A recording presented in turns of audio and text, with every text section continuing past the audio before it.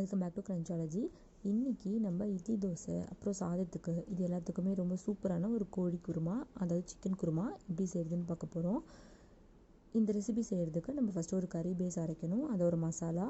அதுக்கு நம்ம ஒரு பாத்திரத்தில் எண்ணெய் சூடு பண்ணிவிட்டு அதில் 4 கிராம்பு, ஒரு துண்டு பட்டை, அப்புறமா 2 ஏலக்காய், இது எல்லாத்தையும் ஃபஸ்ட் நம்ம ஃப்ரை பண்ணிக்க போகிறோம். எண்ணெய் சூடாக இருந்துச்சுனாக்கா இதை ரொம்ப நேரம் எண்ணெயில் போடாதீங்க, தீஞ்சிருச்சுன்னா கசக்க ஆரம்பிக்கும். ஸோ அடுத்தது இதில் நம்ம ஒரு 3 பச்சை மிளகாய் அதை சேர்த்துக்கிறோம். பச்சை மிளகாய் சேர்த்துட்டு இதில் ஒரு பெரிய வெங்காயம் அதை நறுக்கி சேர்த்துக்கிறோம்.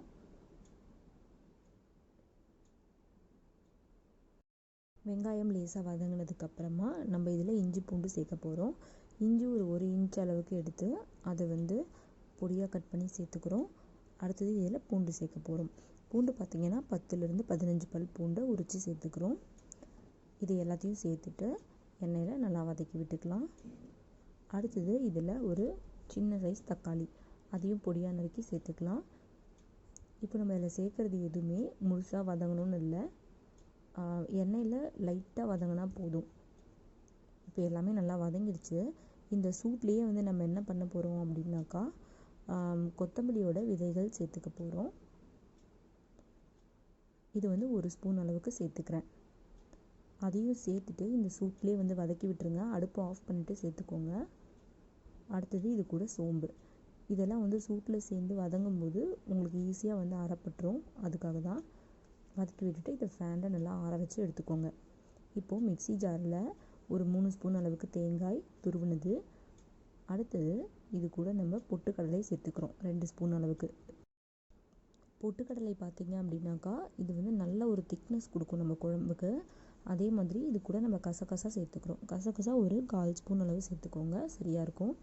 இப்போது ஆறின அந்த கலவையும் இது கூட சேர்த்துக்கலாம். இதில் இருக்க எந்த பொருளுமே நம்ம முழுசாக வதக்கலை, எல்லாமே பாதி அளவு தான் வதங்கியிருக்கு. இந்த அளவுக்கு வதங்கினா போதும். இப்போ இதை ஃபுல்லாக மிக்ஸி ஜாரில் மாற்றியாச்சு. நம்ம இதை அரைச்சி எடுத்துகிட்டு வந்துடலாம். நல்ல ஒரு ஃபைன் பேஸ்ட்டாக அரைச்சிக்கோங்க. அடுத்து நம்ம குழம்பு செய்ய ஆரம்பிச்சிடலாம். ஒரு பாத்திரம் சூடு பண்ணிவிட்டு அதில் ஒரு குழிக்கரண்டி அளவுக்கு எண்ணெய் ஊற்றிக்கோங்க. இதில் ஒரு 2 கிராம்பு, திரும்ப ஒரு துண்டு பட்டை, அதுக்கப்புறம் பிரியாணி இலை, இது எல்லாத்தையும் போட்டுக்கோங்க. போட்டுட்டு இது எல்லாமே எண்ணெயில் நல்லா வதங்கட்டும்.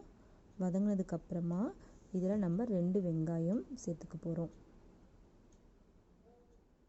வெங்காயம் சேர்த்துட்டு வெங்காயம் நல்லா வதங்கணும். இப்போது ஃபஸ்ட்டு மாதிரி பாதி வதக்கிட்டு விடக்கூடாது. இந்த வெங்காயம் நல்லா வதங்கணும் எண்ணெயில். அப்போ தான் நம்ம குழம்புக்கு டேஸ்ட் நல்லா கொடுக்கும்.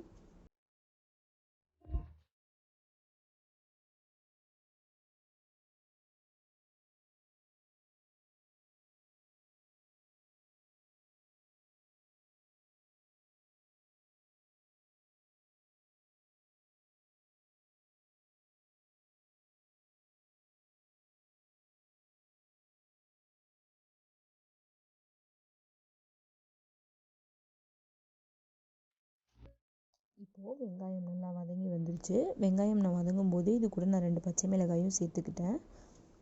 அடுத்தது இதில் நம்ம உப்பு சேர்த்துக்கலாம்.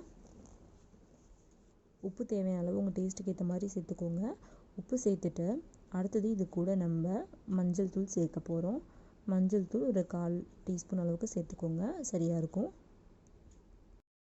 மஞ்சள் தூள் சேர்த்ததுக்கப்புறமா இது கூட மிளகாய் தூள் ஒரு ஸ்பூன் அளவுக்கு சேர்த்துக்கோங்க. சேர்த்துட்டு எண்ணெயில் இது எல்லாத்தையும் நல்லா சேர்த்து வதக்கி விட்டுக்கோங்க. மசாலா இதில் கரியக்கூடாது, லைட்டாக வதக்கி மட்டும் விட்டுருங்க. எண்ணெயில் பொரியணும், தீஞ்சிடக்கூடாது. அடுத்தது இதில் நான் ஒரு தக்காளி, அதாவது பெரிய தக்காளி நல்லா கட் பண்ணி வச்சுருந்தேன்.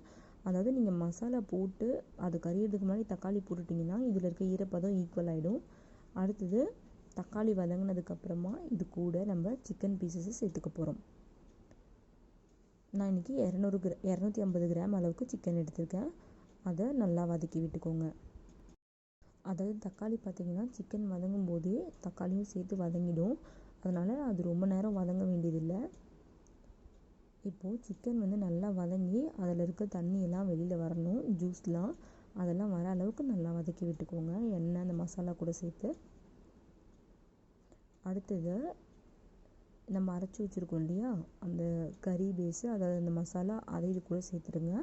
சேர்த்துட்டு உங்களுக்கு தேவையான அளவு தண்ணி சேர்த்துக்கோங்க. அதாவது உங்களுக்கு குழம்பு எந்த அளவுக்கு வேணுமோ, குருமா எந்த அளவுக்கு வேணுமோ அந்த அளவுக்கு தண்ணி சேர்த்துட்டு நல்லா கலந்து விட்டுருங்க.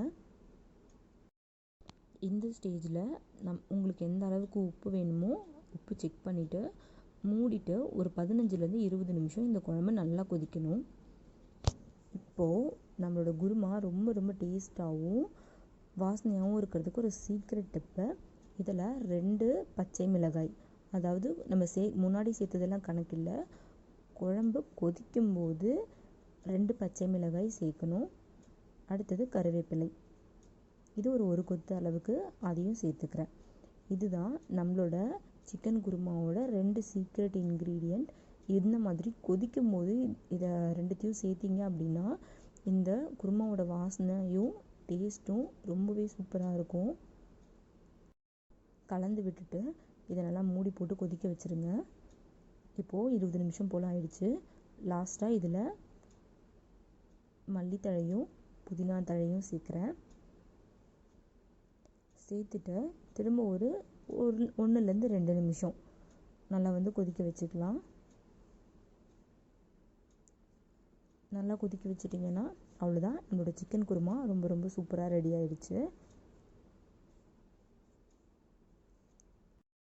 இந்த ரெசிபி பார்த்திங்கன்னா இட்லி, தோசைக்கு, சாதத்துக்கு, இது எல்லாத்துக்கூடையுமே ஒரு பெஸ்ட்டு காம்பினேஷனாக இருக்கும்.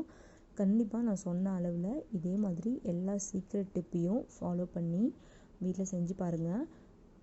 இப்போ பார்த்திங்கன்னா இந்த குழம்பு பார்க்கும்போதே உங்களுக்கு தெரியும், ஒரு சில்கியான ஒரு நேச்சர் உங்களுக்கு தெரியும். இது லைட்டிங்னாலேயோ எதுனாலையோ இல்லை, இந்த குழம்பு உண்மையாகவே ரொம்ப சூப்பராக ரொம்ப டேஸ்ட்டாக இருந்துச்சு. கண்டிப்பாக வீட்டில் ட்ரை பண்ணி பாருங்கள். உங்களுக்கு இந்த ரெசிபி கண்டிப்பாக பிடிச்சிருக்கும்னு நினைக்கிறேன். உங்களுக்கு இந்த ரெசிபி பிடிச்சிருந்ததுன்னா வீடியோவுக்கு மறக்காமல் லைக் பண்ணுங்கள். கண்டிப்பாக என் சேனலுக்கு சப்ஸ்கிரைப் பண்ணுங்கள். நெக்ஸ்ட் வீடியோவில் பார்க்கலாம். பாய்.